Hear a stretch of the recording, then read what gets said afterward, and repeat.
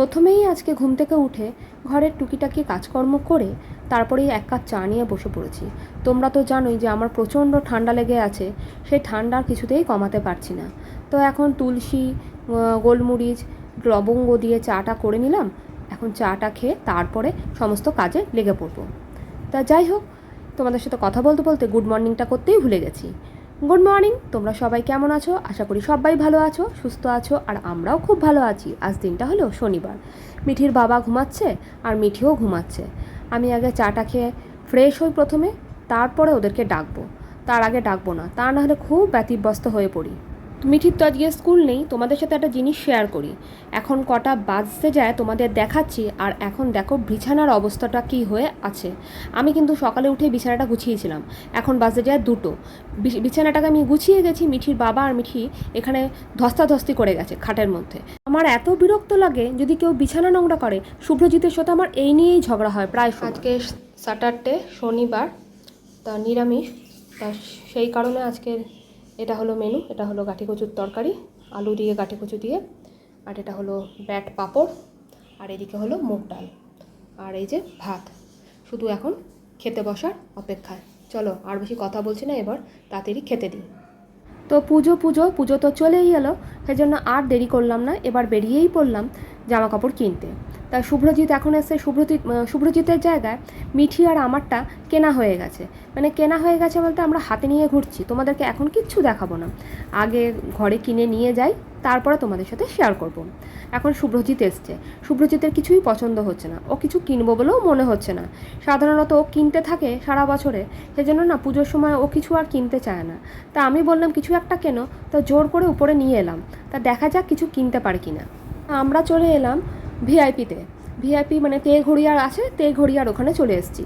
তা তেঘড়িয়াতে ওখানে তো পরপর অনেক কটা মল আছে, এখানেই যা কেনার কিনবো। শুভ্রজিৎ বলছিল চলো জুডিও চলো। জুডিও আবার সেই চিনার পার্ক। বললাম চিনার পার্কে প্রথমে যাবো না, প্রথমে আগে এদিকটা প্রথমটা ঘুরে নিই।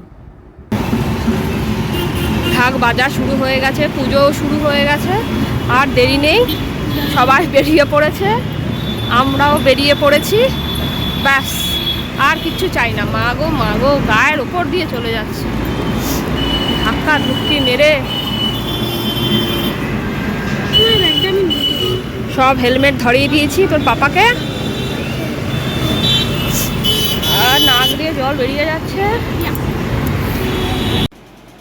ঘুরে এসে আমরা ক্লান্ত, সেজন্য মিঠিকে এখন বললাম তুই পড়তে বসে পড়। আর ওইদিকে আমার রান্না বান্না তো দেখলে ওই করেছি, যেহেতু স্যাটারডে ছিল। তা এখন আবার একটু আমি কিছু রান্না করতে যাচ্ছি। তা যাই হোক, এই হলো। আর ঘরেরও অবস্থা খুব খারাপ।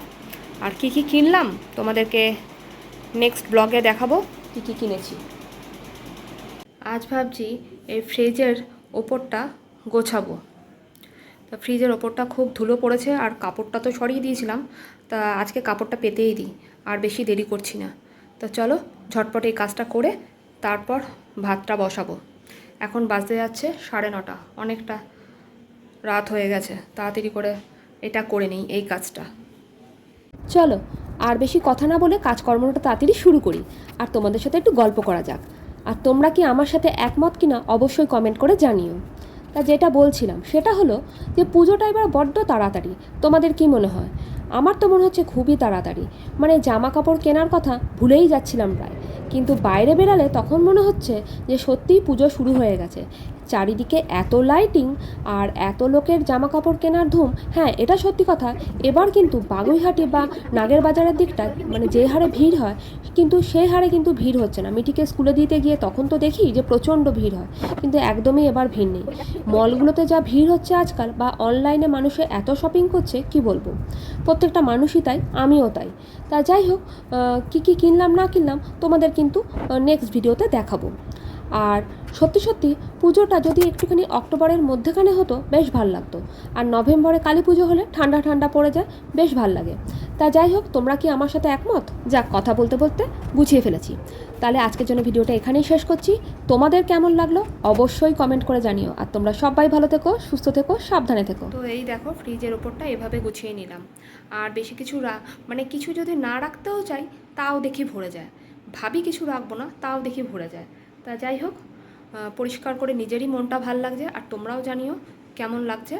তা কি বলবো, এভাবেই গোছালাম। আবার দেখবে কদিন পরেই দেখবে ভরে গেছে।